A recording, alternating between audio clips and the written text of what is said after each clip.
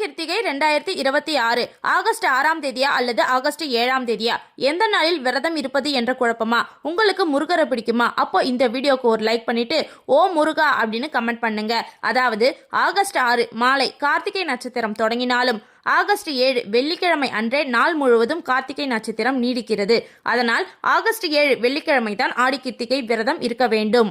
ஆடி வெள்ளியும் ஆடி கிருத்திகையும் இணைந்த இந்நாளில் அம்பாளின் அருளும் கந்தனின் கருணையும் உங்களுக்கு இரட்டிப்பாக கிடைக்கும். அதிகாலை எழுந்து குளித்து விரதத்தை தொடங்குங்கள். முருகனுக்கு பால் பஞ்சாமிர்த அபிஷேகம் செய்து சிவப்பு மலர் சமர்ப்பித்து ஓம் சரவணபவ மந்திரத்தை 108 அல்லது 1008 முறை ஜபியுங்கள்.